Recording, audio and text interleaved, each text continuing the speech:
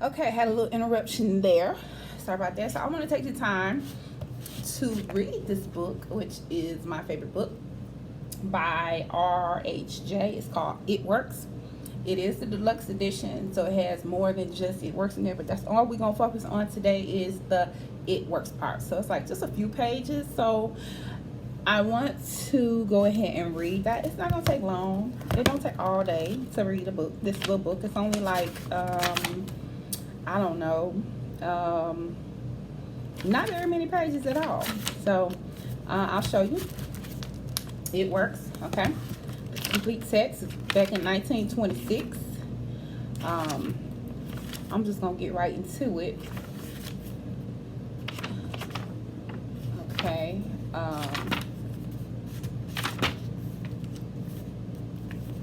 Okay. I'll get right into it. So it works. All who joy would win must share it. Happiness was born a twin. Byron, whoever that is. A concise, definite, resultful plan with rules, explanations, and suggestions for bettering your condition in life. If you know what you want, you can have it. The man who wrote this book is highly successful and widely known for his generosity and helpful spirit. He gives full credit for all that he has accomplished in mastering circumstances, accumulating wealth, and winning friends to the silent working out of the simple, powerful truth which tells of his work. He shows you here an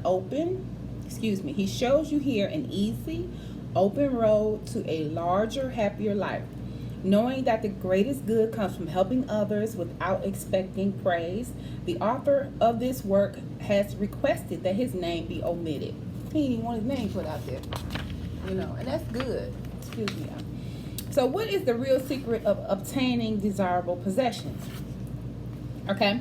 Are some people born under a lucky star or other charm which enables them to have all that which seems so desirable? And if not, what is the cause of the difference in conditions under which men live? Many years ago, feeling that there must be a logical answer to this question, I decided to find out, if possible, what it was. I found the answer to my own satisfaction and for years have given the information to others who have used it successfully. From a scientific, psychological, or theological viewpoint, some of the following statements may be interpreted as incorrect, but nevertheless, the plan has brought the results desired to those who have followed the simple instructions, and it is my sincere belief that I am now presenting it in a way which will bring happiness and possession to many more.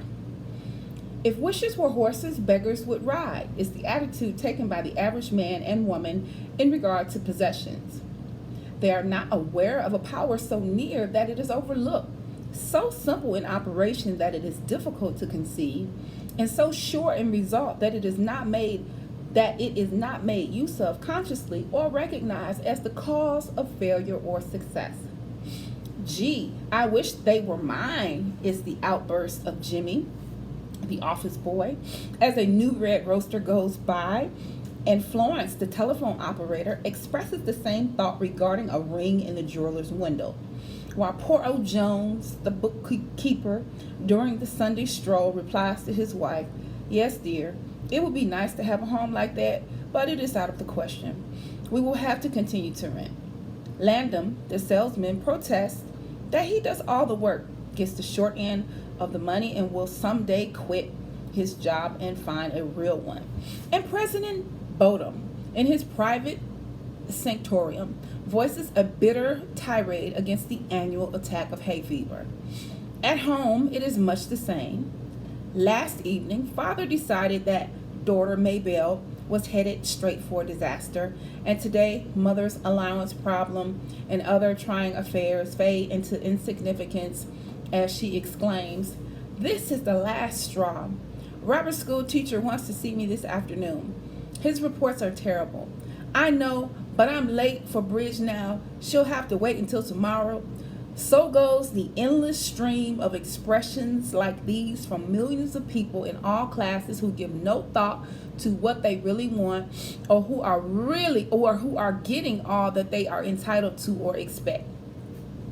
If you are one of these millions of thoughtless talkers or wishers and would like a decided change from your present condition, you can have it. But first of all, you must know what you want, and this is no easy task. When you can train your objective mind, the mind you use every day, to decide definitely upon the things or conditions you desire, you will have taken your first big step in accomplishing or securing what you know you want. To get what you want is no more mysterious or uncertain than the radio waves all around you. Tune in correctly and you get a perfect result. But to do this, it is, of course, necessary to know something about your equipment and have a plan of operation. You have within you a mighty power, anxious and willing to serve you. A power capable of giving you that which you earnestly desire. This power is described by Thomas J. Hudson, PhD, LLD, author of The Law of Physical Phenomena, as your subjective mind. Other learned writers use different names and terms, but all agree that it is omnipotent. Therefore, I call this power Emmanuel, God in us. Regardless of the name of this great power or the conscious admission of a God, the power is capable and willing to carry a complete and perfect conclusion every earnest desire of your objective mind, but you must be really in earnest about what you want.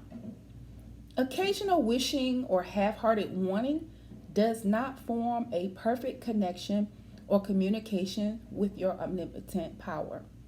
You must be in earnest, sincerely, and truthfully desiring certain conditions or things, mental, physical, or spiritual. Your objective mind and will are so vacillating that you usually only wish for things and the wonderful, capable power within you does not function.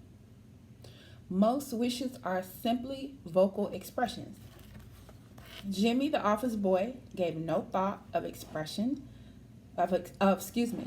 Jimmy, the office boy, gave no thought of possessing the red roaster. Landon, the salesman, was not thinking of any other job or even thinking at all. President Bondum knew he had hay fever and was expecting it. Father's business was quite likely successful, and Mother no doubt brought home first prize from the bridge party that day. But they had no fixed idea of what they really wanted their children to accomplish, and were actually helping to bring about the unhappy conditions which existed. If you are in earnest about changing your present condition, here is a concise, definite, resultful plan with rules, explanations, and suggestions. The plan. Write down on paper, in order of their importance, the things and conditions you really want. Do not be afraid of wanting too much. Go the limit in writing down your wants. Change the list daily, adding to or taking from it until you have it about right. Do not be discouraged or on account of changes, as this is natural. There will always be changes and additions, which accomplishments and increasing desires. Let me read that again. There will always be changes and additions with accomplishments and increasing desires. 3 positive rules of accomplishment. 1. Read the list of what you want 3 times each day, morning, noon, and night. Think of what you want as often as possible. Do not talk to anyone. See, I messed up a lot talking to people about my stuff, but do not talk to anyone about your plan except to the great power within you, which will unfold to your objective mind the method of accomplishment. It is obvious that you cannot accomplish faith at the start. Some of your desires, from all practical reasonings, may seem positively unattainable, but nevertheless, write them down on your list in their proper place of importance to you. There is no need to analyze how this power within you is going to accomplish your desires. Such a procedure is as unnecessary as trying to figure out why a grain of corn placed in fertile soil shoots up a green stalk, blossoms, and produces an ear of corn containing hundreds of grains, each capable of doing what the one grain did. If you will follow this definite plan and carry out the 3 simple rules, the method of accomplishment will unfold quite as mysteriously as the ear of corn appears on the stalk, and in most cases much sooner than you expect. When new desires, deserving position at or about the top of your list come to you, then you may rest assured you are progressing correctly. Removing from your list items which at first you thought you wanted is another sure indication of progress. It is natural to be skeptical and have doubts, distrust, and questionings. But when these thoughts arise, get out your list, read it over, or if you have it memorized, talk to your inner self about your desires until the doubts that interfere with your progress are gone. Remember, nothing can prevent your having that which you earnestly desire. Others have these things. Why not you? The omnipotent power within you does not enter into any controversial argument. It is waiting and willing to serve when you are ready. But your objective mind is so susceptible to suggestions that it is almost impossible to make any satisfactory progress when surrounded by skeptics. Therefore, choose your friends carefully and associate with people who now have some of the things you really want, but do not discuss your method of accomplishment with them. Put down on your list of wants such material things as money, home, automobile, or whatever it may be, but do not stop there. Be more definite.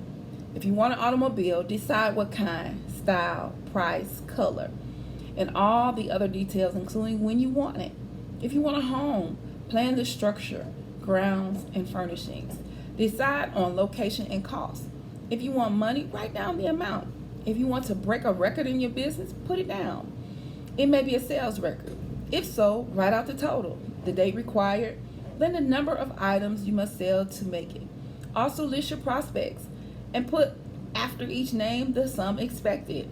This may seem very foolish at first, but you can never realize your desires if you do not know positively and in detail what you want and when you want it. If you cannot decide this, you are not in earnest. That's so important. If you cannot decide this, you are not in earnest. You must be definite. And when you are, results will be surprising and almost unbelievable. A natural and ancient enemy will no doubt appear when you get your first taste of accomplishment. This enemy is discredit in form of such thoughts as, it can't be possible. It just happened to be. What a remarkable coincidence. When such thoughts occur, give thanks and assert credit to your omnipotent power for the accomplishment. By doing this, you gain assurance and more accomplishments, and in time, prove to yourself that there is a law which actually works at all times when you are in tune with it. Sincere and earnest thanks cannot be given without gratitude, and it is impossible to be thankful and grateful without being happy.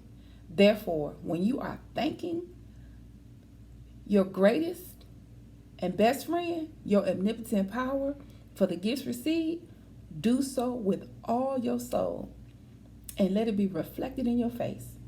The power and what it does is beyond understanding. Do not try to understand it, but accept the accomplishments with the thankfulness, happiness, and strength and faith. Caution. It is possible to want and obtain that which will make you miserable. Trust me. That which will wreck the happiness of others. That which will cause sickness and death. that which will rob you of eternal life. You can have what you want, but you must take all that goes with it. So, in planning your wants, plan that which you are sure will give you and your fellow man the greatest good here on earth, thus paving the way to that future hope beyond the pale of human understanding. This method of securing what you want applies to everything you are capable of desiring, and the scope being so great, it is suggested that your first list consists of only those things with which you are quite familiar, such as an amount of money or accomplishment or the possession of material things. Such desires as these are more easily and quickly obtained than the discontinuance of fixed habits, the welfare of others, and the healing of mental or bodily ills. Accomplish the lesser things first, then take the next step. And when that is accomplished, you will seek the higher and really important objectives in life. But long before you reach this stage of your progress, many worthwhile desires will find their place on your list. One will be to help others as you have been helped. Great is the reward to those who help and give without thought of self, as it is impossible to be unselfish without gain. In conclusion, a short while ago, Dr. Emile Coué came to this country and showed thousands of people how to help themselves. Thousands of others spoofed at the idea, refused his assistance, and are today where they are before his visit. So with the statements and plan presented to you now, you can reject or accept. You can remain as you are or have anything you want. The choice is yours. But God grant that you may find in this short volume the inspiration to choose aright, follow the plan, and thereby obtain, as so many others have, all things, whatever they may be, that you desire. Read the entire book over again and again and then again. Memorize the 3 simple rules on pages 17 and 18. Test them now on what you want most this minute. This book could have been extended easily to over 350 pages, but it has been deliberately shortened to make it easy as possible for you to read, understand, and use. Will you try it? Thousands of bettered lives will testify to the fact that it works. That's it. And it has some testimonials of people that tried it and it worked, and then a letter from the author. And that's it. It didn't take long at all. Well, it's almost 20 minutes on the video. But the point is that I wanted to read that not only for you, but for me. And I wanted to have something where I can go back and listen to the audio of the reading. And I really hope that this helps you as much as it helps me. But put it into practice. You know what I'm saying? Put it into practice. So things like this, when I see things like this that I know will help and work, I'm going to start making this a part of the content that I add to my channel. So do me a favor. I don't know if you made it all the way to the end. Kudos to you. I want you to like this video and share this video. This will help someone. So be a part of the blessing to help someone and share this with someone. Have a good day.